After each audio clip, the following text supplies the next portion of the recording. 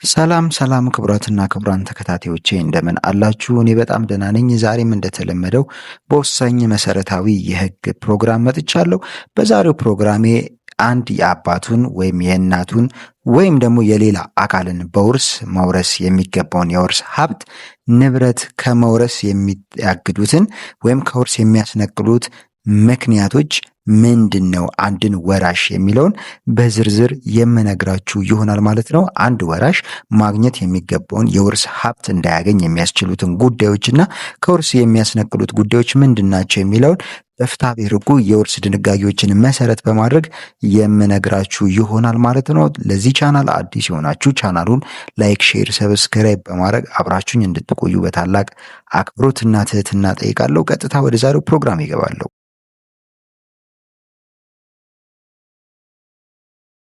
በሀገራችን የፍትሐብሔር ድንጋጌ በውርስ ሕግ መሰረት አንድ ወራሽ ከውርስ ሊነቀል ወይም ከውርስ ሊገለል የሚችልባቸው ግልጽ የሆኑ ሕጋዊ ምክንያቶች አሉ።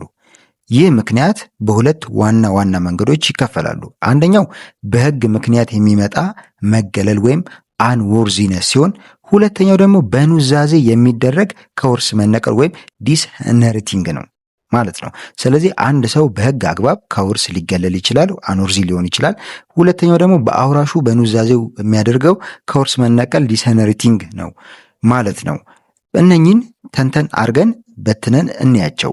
በሕግ አግባብ ከውርስ የሚያስገልሉ ምክንያቶች ምንድን ናቸው የሚለውን ቅድሚያ እኔ ወይም አኖርዚነስ ምንድን ነው የሚለውን እኔ ማለት ነው። አንደኛ በሕግ ምክንያት ከውርስ መገለል የሚባለው አንድ ወራሽ ለመሆን በሕጉ የተቀመጡትን ለመውረስ ብቁ የማያደርጉትን ነገሮች ፈጽሞ ሲገኝ ነው ከውርሱ በሕግ አግባብ የሚገለለው ማለት ነው። ለምሳሌ አንድ ወራሽ የሚከተሉትን አሁን የምነግራችሁን ጥፋት ፈጽሞ ሲገኝ በሕግ ፊት የመውረስ መብቱን ያጣል። የመጀመሪያው ግድያ ወይም የግድያ ሙከራ ማድረግ ነው። ወራሹ የአውራሹን ሕይወት ሆን ብሎ ካጠፋ ወይም ለመግደል ሙከራ ካደረገ በሕግ ከውርሱ ይገለላል ወይም አኖርዚ ይሆናል ማለት ነው። ሁለተኛ ደግሞ የሐሰት ምስክርነት ነው። ወራሹ በአውራሹ ላይ የሞት ቅጣት ወይም ከ5 ዓመት በላይ የሚያስቀጣ የሐሰት ምስክርነት ሰጥቶ ከሆነ እንደዚሁ ከውርሱ ይገለላል ማለት ነው። በሐሰት ምስክርነት ሰጥቶ ከሆነ ያ ሰውዬ የሐሰት ምስክርነት መስጠቱ ሲረጋገጥ ከውርስ ሊነቀል ይችላል ማለት ነው። ሌላኛው አንድ ሰው ወይም አንድ ወራሽ በሕግ አግባብ ከውርስ የሚገለለው ኑዛዜውን ካጭበረበረ ነው። ምን ማለት ነው? ወራሹ የአውራሹን ኑዛዜ ካጠፋ ወይም ደግሞ አውራሹ ኑዛዜ እንዳይጽፍ ጫና ካደረገበት፣ ከከለከለው፣ አውራሹ የጻፈውን ኑዛዜ ከደበቀ ወይም የአውራሹን ኑዛዜ አስመስሎ በማዘጋጀት ለውርስ አጣሪው ካቀረበ ወይም ለሕግ አካል ካቀረበ በሕግ አግባብ ከውርስ ይነቀላል ማለት ነው። ስለዚህ በሕግ አንድ ወራሽ ማድረግ የተከለከላቸውን ተግባራቶች ፈጽሞ ከተገኘ የግድያ ሙከራ በአውራሹ ላይ ካደረገ ወይም ግድያ ከፈጸመ፣ የሐሰት ምስክርነትን በአውራሹ ላይ ከመሰከረ፣ እንዲሁም ኑዛዜውን ካጭበረበረ፣ ከደበቀ፣ እንዳይጻፍ ወይም ጫና ካደረገ ወይም ደግሞ ኑዛዜውን ከደበቀ በሕግ አግባብ ከኑዛዜው ይገለላል ወይም አኖርዚ ይሆናል ማለት ነው። ሌላኛው በኑዛዜ አማካኝነት ከውርስ የሚነቀልበት ወይም ከውርስ የሚገለልበት ሂደት ነው። አውራሹ በተለያየ ምክንያቶች ወራሾቹን እንዲወርሱትና እንዳይወርሱት ሊወስን ይችላል። የተሰጠው መብት ነው።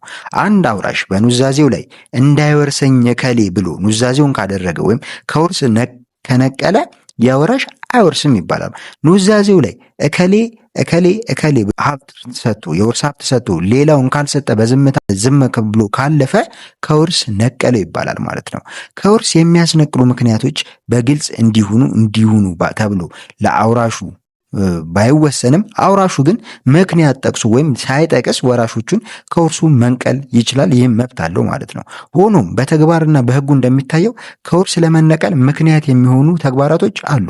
አንደኛ ወራሹ በአውራሹ ላይ ከባድ በደል ከፈጸመ፣ ለምሳሌ ስድብ፣ ድብደባ፣ ማዋረድ፣ ስም ማጥፋት ካደረሰ አውራሹ በኑዛዜው ከውርሱ ሊነቅለው ይችላል ማለት ነው። ሌላኛው ወራሹ ለሟች እርዳታ የሚያስፈልገው ወይም ለሟች እርዳታ በሚያስፈልገው ጊዜ ድጋፍ ካላደረገ ወይም ግዴታውን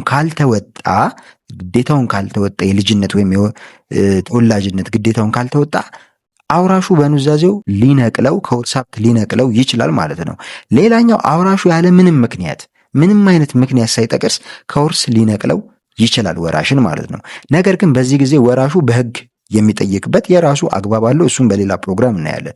ነገር ግን ወራሹ ለሟቹ እርዳታ በሚያስፈልገው ጊዜ ድጋፍ ካላደረገ፣ ወራሹ በአውራሹ ላይ ከባድ በደል፣ ስድብ፣ ስም ማጥፋት፣ ድብደባ ከፈጸመ አውራሽ በኑዛዜው ወራሽን አይወርሰኝም ሲል ከውርስ ሀብት ሊነቅለው ይችላል ማለት። ለዛሬ የያዝኩላችሁ ፕሮግራም ይህንን ይመስላል። በሌላ መሰረታዊ የሕግን ፕሮግራም እስከምንገናኝ መልካም ጊዜ። ቻናሉን ላይክ፣ ሼር፣ ሰብስክራይብ ማድረግ አይረሳ። መልካም ጊዜ። ቸር እንሰንብት።